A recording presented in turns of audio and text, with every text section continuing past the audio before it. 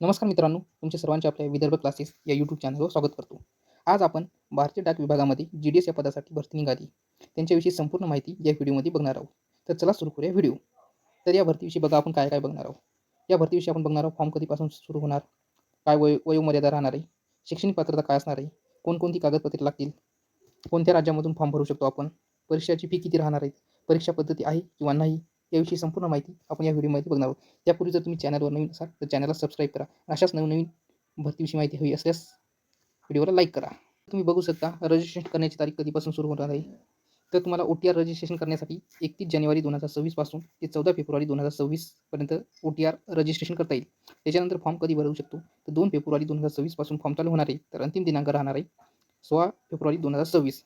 जर तुमच्याकडून फॉर्म भरताना काही चूक झाली असेल तर ती करेक्शन करण्याची तारीख राहणार आहे 18 फेब्रुवारी 1 आणि 19 फेब्रुवारी 2 या 2 दिवशी तुम्ही काही फॉर्ममध्ये चूक वगैरे झाली असेल तर तुम्ही ती दुरुस्ती करू शकता. त्याच्यानंतर बघू शकता तुम्ही कोणकोणती पोस्ट या भरतीमध्ये राहणार आहे. एक पोस्ट राहणार आहे ब्रँच पोस्ट मास्टर, त्याच्यानंतर दुसरी एक पोस्ट राहणार आहे असिस्टंट ब्रँच पोस्ट मास्टर आणि तिसरी पोस्ट राहणार आहे डाकसेवक.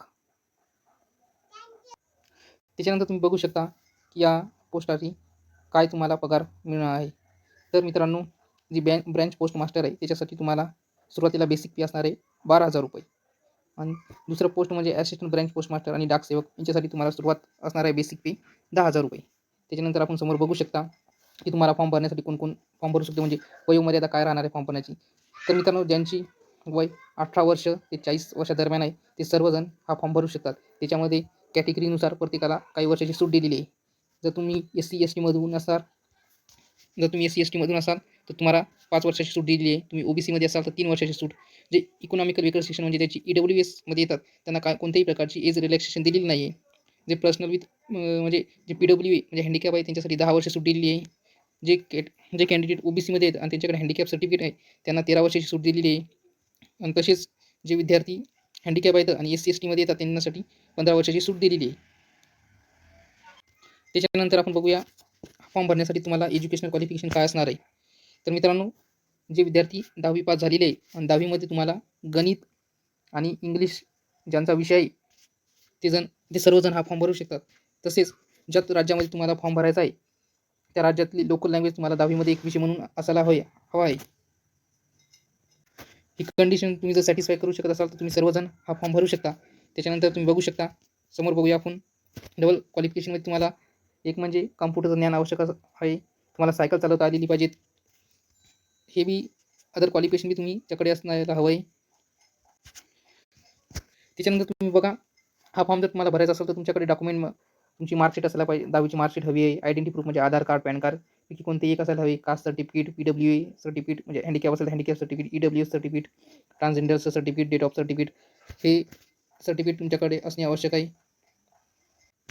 त्यानंतर बघा मित्रांनो, जर तुम्ही महाराष्ट्र राज्यामधून जर तुम्हाला फॉर्म भरायचा असेल तर तुम्हाला मराठी भाषा ही आली पाहिजे लोकल लँग्वेज म्हणून. आणि जर तुम्हाला गोवामध्ये जर फॉर्म भरायचा असेल तर कोकणी किंवा मराठी या दोन्ही भाषापैकी एक भाषा आली पाहिजे तर तुम्ही महाराष्ट्र राज्यामधून फॉर्म भरू शकता. त्यानंतर विद्यार्थी मित्रांनो बघा, जर तुम्ही SC/ST फिमेल असाल तर तुम्हाला फॉर्म भरण्यासाठी कोणत्याही प्रकारचा चार्ज लागणार नाही. आणि जर तुम्ही OBC EWS ओपनमध्ये असाल तर तुम्हाला फॉर्म भरण्यासाठी 100 रुपये चार्ज राहणार आहे. आणि विद्यार्थी मित्रांनो, या भरतीमध्ये तुम्हाला कुठल्याही प्रकारची परीक्षा द्यायची लागणार नाही.